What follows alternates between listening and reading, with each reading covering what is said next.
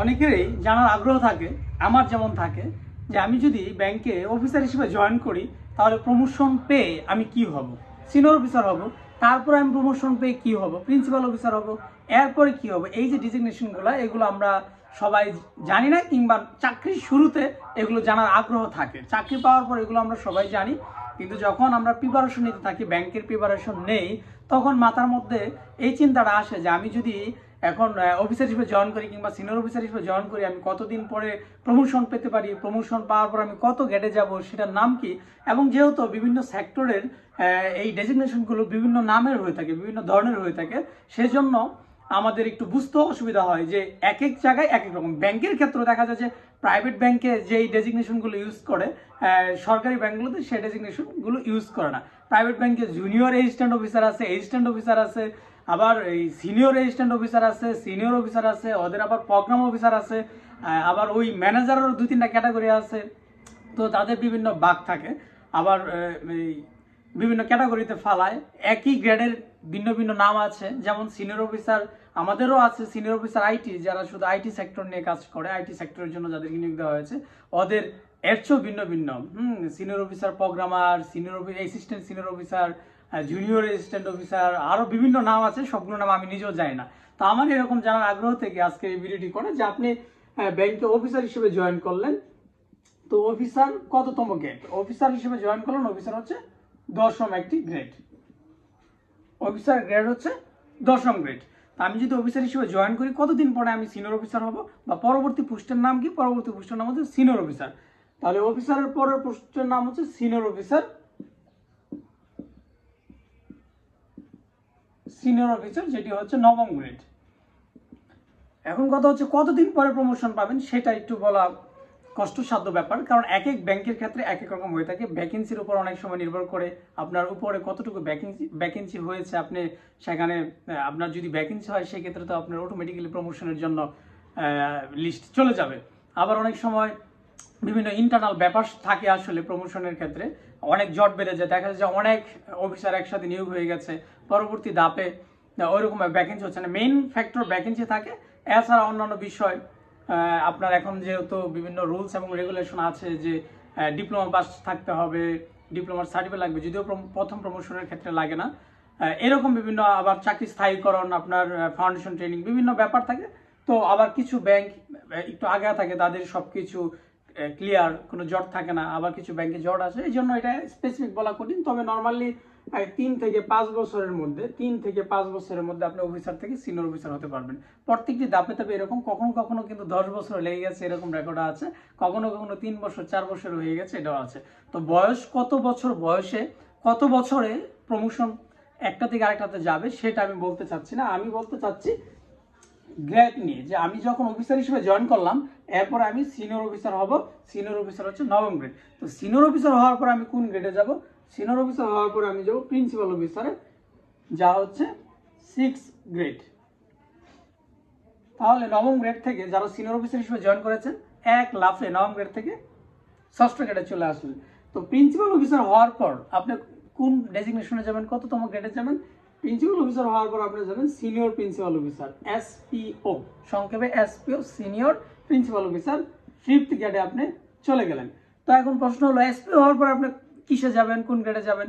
SPO হওয়ার পরে আপনি হবেন এজিএম, এগুলোকে এক্সিকিউটিভ পোস্ট বলে। এরপরে ব্রাঞ্চ লেভেলে কাজ করতে হয় না, এজিএম সারা এরিয়া অফিসে থাকেন, কিংবা কর্পোরেট শাখাগুলোর ম্যানেজার হিসেবে দায়িত্ব পালন করেন এজিএম জানা। তো ব্রাঞ্চ লেভেলে কাজ হচ্ছে, কর্পোরেট লেভেলে কিছু কাজ করতে হয়, যেগুলো কর্পোরেট ব্রাঞ্চ, সেগুলোতে এজিএমরা থাকেন।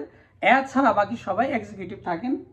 এজিএম মানে কর্পোরেটও কিন্তু উনিও এক্সিকিউটিভ হিসেবেই ওনাকে মূল্যায়ন করা হয়, বা এক্সিকিউটিভ কাজটাই তিনি করেন এরিয়া অফিসের সাথে যৌথভাবে। তো এজিএমরা এরিয়া অফিসে থাকেন এবং কর্পোরেট ব্রাঞ্চে থাকেন। এজিএম হচ্ছে 4th গ্রেড। তাহলে এরপরে কথা হবে এজিএম এর পরে ডিজিএম। এজিএম হচ্ছে অ্যাসিস্ট্যান্ট জেনারেল ম্যানেজার, সহকারী মহাব্যবস্থাপক, সহকারী মহাব্যবস্থাপক। তারপর হচ্ছে ডিজিএম, ডিপুটি জেনারেল ম্যানেজার, উপমহাব্যবস্থাপক, deputy general manager, 3rd grade. DGM, উপ মহাব্যবস্থাপক, ডিজিএম, ডিপুটি জেনারেল ম্যানেজার। এই যে আমি 3য় গ্রেড পর্যন্ত চলে গেলাম, এই অফিসার থেকে তৃতীয় গ্রেড পর্যন্ত সচরাচর একেবারে মানে প্রায় সবাই হতে পারেন, হচ্ছেন, এটা আমরা দেখতে পাচ্ছি। এই যে ডিজিএম এর পরে যে পোস্ট জিএম, তা কত গ্রেড? Second grade. তো ডেপুটি জেনারেল ম্যানেজার থেকে আমি জেনারেল ম্যানেজার হয়ে গেলাম, মহাব্যবস্থাপক। জিএম স্যারা সাধারণত একটা ডিপার্টমেন্টের প্রধান থাকেন হেড অফিসে, আর এছাড়া হচ্ছে ডিভিশন অফিসগুলোর প্রধান হচ্ছেন জিএম স্যাররা। তো জেনারেল ম্যানেজার সেকেন্ড গ্রেড। এই জেনারেল ম্যানেজারের সাথে এখানে শুধু জিএম না, ডিএমডিও আছেন। আমি ডিজিএম থেকে জিএম হলাম, জিএম এর পরে আমি ডিএমডি হব, জিএম এর পরে আমি ডিএমডি হব, ডেপুটি ম্যানেজিং ডিরেক্টর। তো এই ডিএমডির গ্রেড হচ্ছে 2। এগুলোকে পলিটিক্যাল পোস্ট বা অত্যধিক দক্ষতা যারা প্রদর্শন করতে পারেন চাকরি জীবনে, যাদের কোনো ধরনের নেগেটিভিটি নেই, যারা অনেক ধরনের প্রশংসাপত্র পেয়েছেন ব্যাংকের সেক্টরে বা যে কোনো সেক্টরে, আমরা যেই ক্ষেত্রে এই প্রমোশনগুলো হবে সেই সব জায়গায় যারা খুব ভালো কিছু দিয়েছেন, দেখিয়েছেন, তাদের কর্মনৈপুণ্যতা দিয়ে তারা মূলত এই পোস্টগুলোতে, তারা এই পোস্টগুলো রিজার্ভ করেন, তারা এখানে যেতে পারেন, কারণ এগুলো খুব কম সংখ্যক পোস্ট থাকে, 4টি-5টি করে পোস্ট থাকে। তো জিএম সেকেন্ড গ্রেড, জিএম থেকে প্রমোশন পেয়ে আমরা ডিএমডি হই, ডেপুটি ম্যানেজিং ডিরেক্টর, উপনির্বাহী পরিচালক। এটাকে আবার না, এটা ডিএমডি একটা নামই হয়, তো অন্য সেক্টরগুলোতে এটার ভিন্ন নাম হতে পারে। এটা হচ্ছে সেকেন্ড গ্রেড, এটাও সেকেন্ড গ্রেড, জিএমও কিন্তু সেকেন্ড গ্রেড। তো ডিএমডি থেকে আমরা সর্বশেষ head of the bank, head of the department, managing director. এটাকে অনেক সময় সিইও বলা হয়ে থাকে, ম্যানেজিং ডিরেক্টর অ্যান্ড সিইও। তবে বর্তমানে সিইওটা বাদ দেওয়া হয়েছে, শুধু এমডি, ম্যানেজিং ডিরেক্টর, নির্বাহী পরিচালক কিংবা chief executive officer, CEO first grade. তো আমরা একেবারে 10ম গ্রেড থেকে ফার্স্ট গ্রেড দেখালাম। ব্যাংকে বর্তমানে যে নিয়োগগুলো হয় সেগুলো 10ম গ্রেড থেকে হয়ে থাকে, সেই জন্য 10ম গ্রেড থেকে বললাম। 10ম গ্রেডের থেকে শুরু, এর চেয়ে মানে 12-11তম গ্রেড ব্যাংকে এখন বর্তমানে নিয়োগ হয় না। 10ম গ্রেড অফিসার হিসেবে জয়েন করে আপনি এমডি পর্যন্ত চলে গেলেন, ম্যানেজিং ডিরেক্টর ফার্স্ট গ্রেড পর্যন্ত।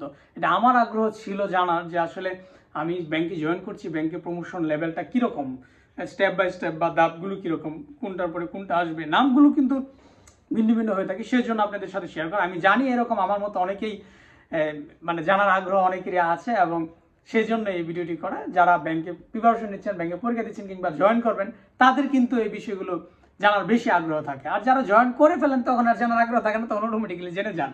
তো প্রথমত শুরু করেছিলাম অফিসার 10ম গ্রেড, তারপর সিনিয়র অফিসার 9ম গ্রেড, সিনিয়র অফিসারের পরে প্রিন্সিপাল অফিসার পিও 6ষ্ঠ গ্রেড, তারপর senior principal officer 5th grade, তারপর হচ্ছে AGM 4th grade, assistant general manager, তারপর হচ্ছে ডিজিএম ডেপুটি জেনারেল ম্যানেজার, উপমহাব্যবস্থাপক 3rd গ্রেড, এরপর হচ্ছে জিএম জেনারেল ম্যানেজার, মহাব্যবস্থাপক, অবলিক ডিএমডি। অবলিক বলতেছি এই কারণে গ্রেড হিসেবে দুইটাই সেকেন্ড গ্রেড, ডিএমডিও সেকেন্ড গ্রেড, জিএমও সেকেন্ড গ্রেড। তবে জিএম এর পরেই কিন্তু ডিএমডি হতে হয়, জিএম থেকে প্রমোশন পেয়ে ডিএমডি হয়, গ্রেড সেম ডিএমডি। তারপর সর্বশেষ MD, managing director and CEO, chief executive officer. বর্তমানে সিইওটা বাদ দেওয়া হয়েছে, এখন ম্যানেজিং ডিরেক্টর সর্বশেষ 1ম গ্রেড। তো আশা করি আপনাদের যাদের জানার আগ্রহ ছিল তারা একটু সত্যিকার অর্থে কমেন্ট করেন তো যে ভাই হ্যাঁ আমার জানার আগ্রহ ছিল, আপনি এই ভিডিওটি করাতে আমার ক্লিয়ার হলো বা আমার খুব ভালো হয়েছে, ভালো লেগেছে। একবার সত্যিকার অর্থে এই জানার আগ্রহ ছিল সে অবশ্যই কমেন্টে জানাবেন। আমার আগ্রহ ছিল, আমার আগ্রহ থেকে আমি জেনেছি, আপনাদের সাথে শেয়ার করেছি। এখন কিন্তু জানি নাই, এখন তো চাকরি করি এমনিতে আমার এগুলো অটোমেটিক্যালি জানা হয়ে গেছে। চাকরি পাওয়ার আগে এগুলো জানার আগ্রহ ছিল। সচরাচর এটাই ঘটে, আপনি যখন কোনো প্রতিষ্ঠানে জয়েন করে ফেলবেন তখন আর জানার আগ্রহ থাকবে না, তখন অটোমেটিক্যালি আপনি জেনেই যাবেন। জানতে হবে আপনাকে, জানার আগ্রহটা থাকে জয়েন করার আগে, প্রিপারেশন নেওয়ার সময় কিংবা কোনো একটা প্রতিষ্ঠানে যোগদানের পূর্বে তার সম্পর্কে জানার আগ্রহ থাকে। আর সেই প্রেক্ষাপট থেকে আমি আপনাদের সাথে এই ভিডিওটি শেয়ার করলাম, ভিডিওটি করলাম। আশা করি সবার ভালো লেগেছে। যাদের সত্যি করতে জানার আগ্রহ ছিল তারা অবশ্যই কমেন্টে জানাবেন। আজ এই পর্যন্তই, সবাই সাথেই থাকুন। আল্লাহ হাফেজ।